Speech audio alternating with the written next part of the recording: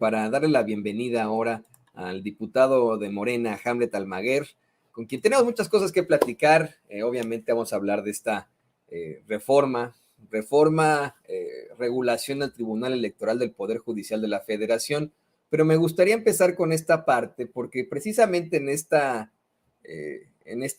intenciones que han tenido desde ciertas fuerzas políticas como Morena, tanto para el plan B a la reforma electoral como la reforma del Tribunal Electoral, está el tema inmigrante y está la hipocresía de muchos en la ultraderecha mexicana. Yo sí considero que es ultraderecha, pero primero saludo a Hamlet. Hamlet, diputado, ¿cómo te va? Buenos días. Muy buenos días, Antonio, para ti y para toda nuestra audiencia de Sin Censura. A tus órdenes. Pues, ¿qué te parece que empezamos con tu comentario sobre lo que ocurre en estos momentos? Ya se detiene a 3 funcionarios del Instituto Nacional de Migración.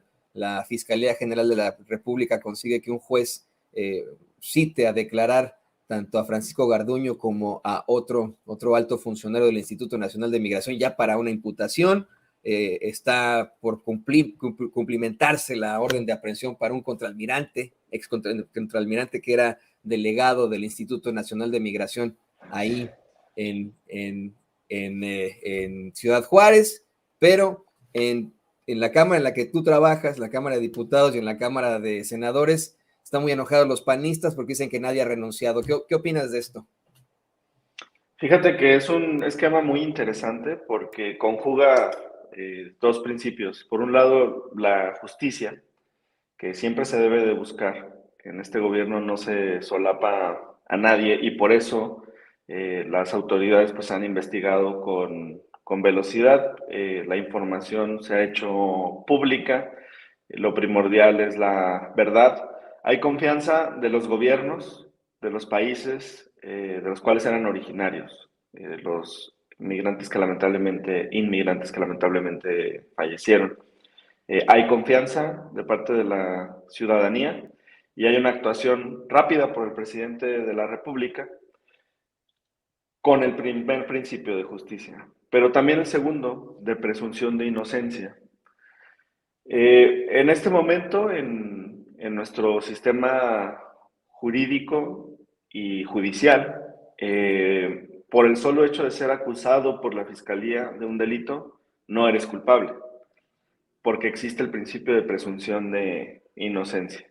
Cuando el presidente de la República dice que sea un juez el que determine si hay o no una responsabilidad, pues está atendiendo a ambos principios. Y ahí, frente al juez, los servidores públicos tendrán que exponer hasta dónde llegaba su responsabilidad en estos casos. Y en derecho administrativo, pues hay también dos facetas, igual que en derecho penal, la culpa y el dolo. Puede que exista alguna omisión de algún servidor público en cualquiera de los niveles de responsabilidad por esas instalaciones. Y puede también que exista dolo. Por ejemplo, si alguien voluntariamente decidió, aún percibiendo esta situación del incendio y los riesgos de intoxicación, si alguien decidió voluntariamente no abrir, ahí podría existir dolo, si tenía las llaves a la mano, si era su responsabilidad. Y tal vez de quienes no previeron instalaciones adecuadas y demás, podría existir culpa. Y esto es precisamente lo que el juez va a determinar en audiencia de manera preliminar. Porque la primera parte en el proceso penal será la vinculación a proceso, para eso son estas primeras audiencias.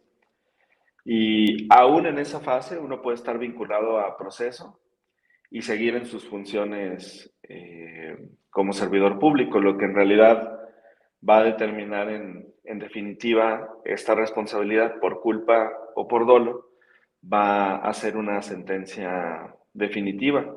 Y esto es lo que pasa en muchas democracias avanzadas, ¿no?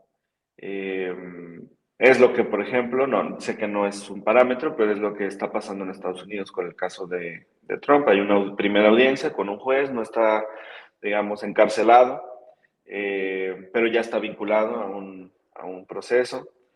Es lo que pasa también en España y en otros lugares. Hay casos de servidores públicos de primer nivel, incluso ministros de Estado que han estado vinculados al proceso y han seguido en funciones hasta que un juez determine si son o no responsables. Entonces es muy interesante que no se emitan sentencias sumarias, pero que tampoco se deje en la impunidad este tipo de actos como ocurrió con la guardería ABC, que aún presionaron a la Suprema Corte para que no actuara, y eso ya lo ha manifestado el ministro Arturo Saldívar, Antonio. Y